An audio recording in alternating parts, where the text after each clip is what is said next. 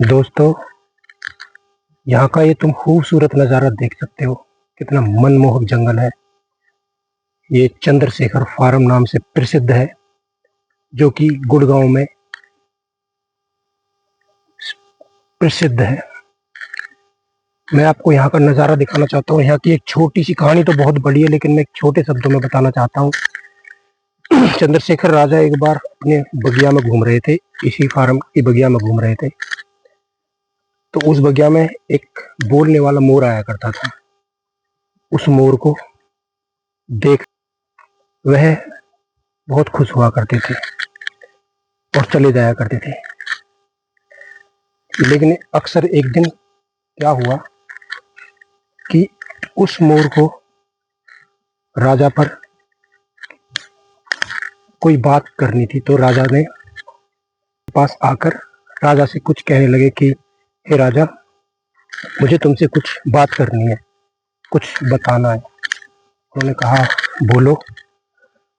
उन्होंने कहा कि मैं तुमसे किसी रानी के बारे में बात करना चाहता हूँ, तो क्या तुम। उन्होंने कहा हाँ हाँ बताओ।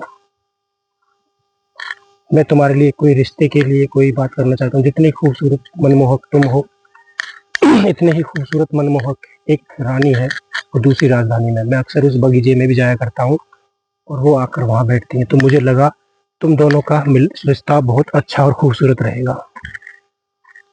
तो उन्होंने कहा ठीक है, जब तुम ये इस बात को कह रहे हो, एक ऐसा पक्षी जो कि प्रसिद्ध हो और हमारे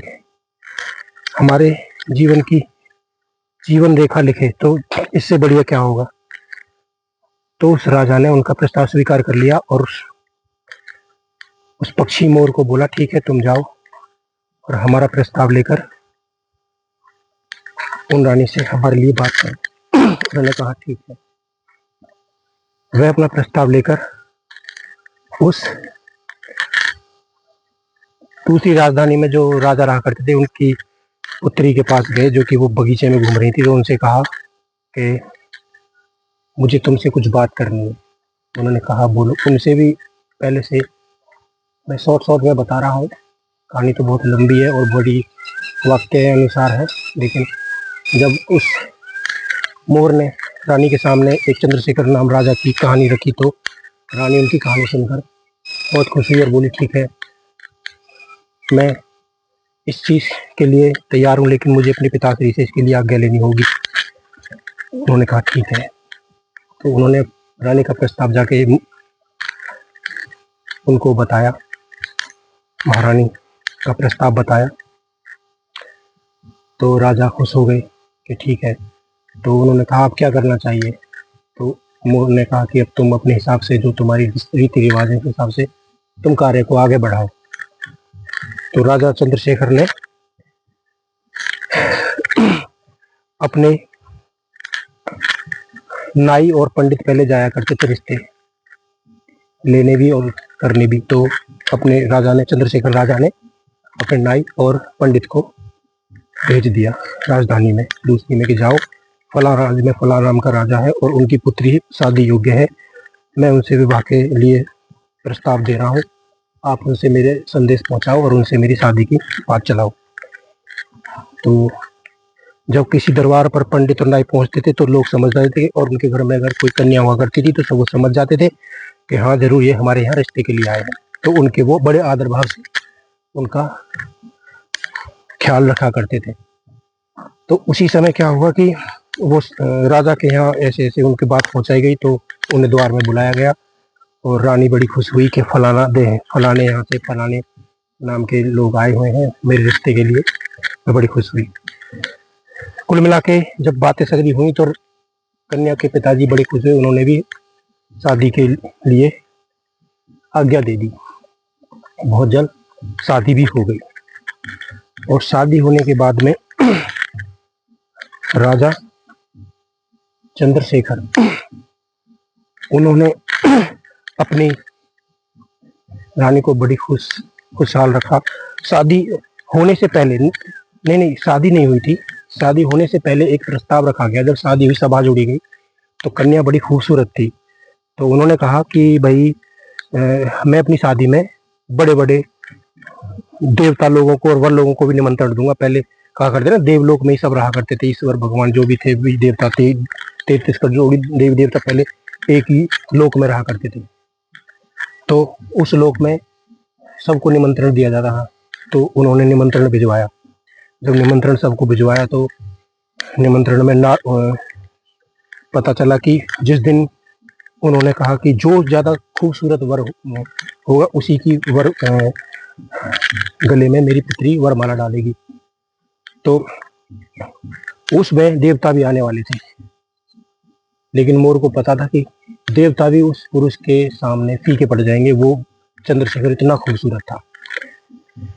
लेकिन देवता तो देवता थे। देवता लोगों ने क्या किया, जब सभी लोग उनके लिए जाने वाले थे तो रास्ते में चंद्रशेखर मिल जाता है इंद्रदेव को। जब इंद्रदेव जा रहे थे तो इंद्रदेव ने चंद्रशेखर को रोका और देखा, और ये तो बड़ा खुश है।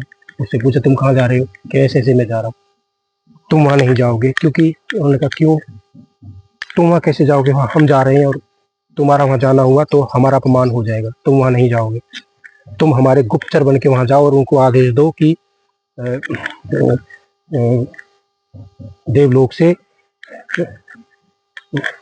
इंद्रदेव आ रहे हैं, नहीं तो हम तुम्हें सजा देंगे। उनको मानना पड़ा। उन्होंने कहा ठीक है। तो वह एक उनके दास बनकर वहां दरबार में चले जाते हैं। तो जब वह दास को देखकर,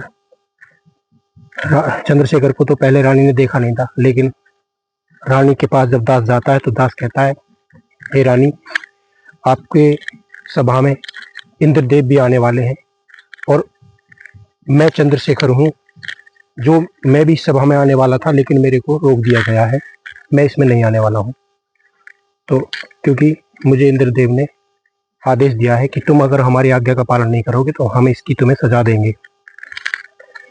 तो रानी ने कहा कि नहीं ठीक है, तुम भी उनको भी आने दो, उनके लिए भी हमारे यहाँ स्वागत है, लेकिन तुम भी आओगे, ये मेरा आदेश है तुम्हें, और मैं माला तुम्हें ही डालूंगी। दोस्तों ऐसा ही होता है। वो जाके बता देते हैं कि ऐसे ऐसे मैंने रानी को बता दिया और रानी ने कहा है कि सब आपको आने दो और मैं माला तुम्हें ही डालूंगी। तो इंद्रदेव सोचते हैं कि वहां जाने से हमारा अपमान होगा, इससे तो हम यहीं से लौट जाते हैं। तो वे वहीं से लौट जाते हैं और सभा में चंद्रशेखर पहुंचकर शादी को सफल बनाकर रानी को अपने घर ले आते हैं।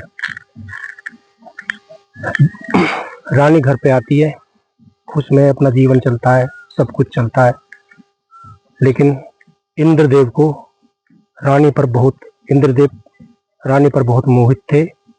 उन्होंने अपने जाल फांस से रानी को अपने बस में करने की कोशिश करी।